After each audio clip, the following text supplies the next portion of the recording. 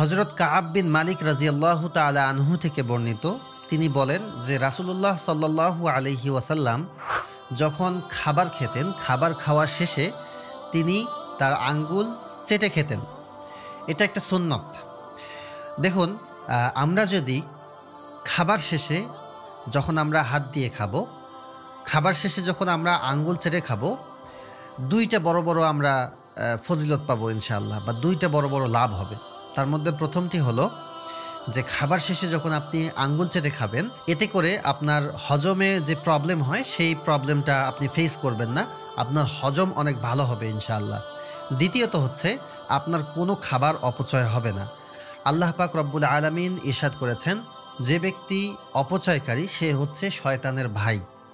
অর্থাৎ যদি আমরা এই সুন্নতকে অনুসরণ করি, অর্থাৎ যখন আমরা হাতে খাবার খাবো, প্লেটকে যদি আমরা চেটে মুছে একবারে আঙ্গুল সহ ফিঙ্গার সহ আমরা একবারে চুষে খেয়ে ফেলি, এতে করে আমার এক বিন্দু খাবারও নষ্ট হবে না, পাশাপাশি হচ্ছে খাবারের যে পরিপূর্ণ বরকত, সেই বরকতটাও আমি পাবো ইনশাআল্লাহ, এবং আমার দ্বারা কোনো খাবার অপচয়ও হবে না। কিন্তু অত্যন্ত দুঃখের বিষয় হচ্ছে যে আমরা সারা বছর তো খাবার অপচয় নষ্ট করি, রমজান মাসেও ইভেন কি আমরা অনেক ইফতার খাবার আমরা নষ্ট করে ফেলি।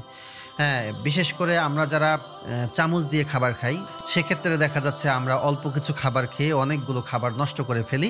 এবং এই বিষয়টা কতটা ভয়াবহ যে আমরা যে শুধুমাত্র খাবার ছেড়ে ক্ষান্ত হচ্ছি তা না, এই খাবার ছাড়াটাকে আমরা ভদ্রতা মনে করছি। অথচ আমাদের আশপাশ কত মানুষ না খেয়ে থাকে, যদি আমরা একবার সেদিকে আমাদের দৃষ্টি বুলিয়ে নেই, আমাদের চোখ কপালে উঠবে। এজন্য আমরা আসলে চেষ্টা করব খাবারকে অপচয় না করার, নষ্ট না করার, এবং যতটুকুই খাবো সেই খাবারটুকুকে আমরা পরিপূর্ণভাবে খাবো, যেন খাবারের যে বরকত, সেই বরকতটাও আমি পরিপূর্ণ পাই।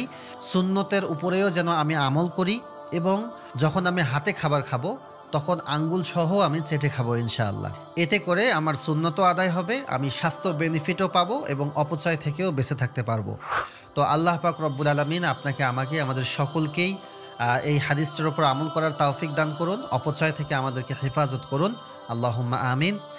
প্রিয় ভাই বোনেরা, ভিডিওটি ইনফরমেটিভ মনে হলে এবং গুরুত্বপূর্ণ মনে হলে শেয়ার করে ছড়িয়ে দিবেন, যাতে করে সবাই এই বিষয়টি সম্পর্কে জানতে পারে এবং খাবার অপচয়ের ব্যাপারে সতর্ক এবং সাবধান থাকতে পারে। আল্লাহ পাক রব্বুল আলামিন আপনাকে, আমাকে, আমাদের সকলকেই পরিপূর্ণ সুন্নাহ মোতাবেক জিন্দেগি পরিচালনা করার তৌফিক দান করুন, আল্লাহুম্মা আমিন। আসসালামু আলাইকুম।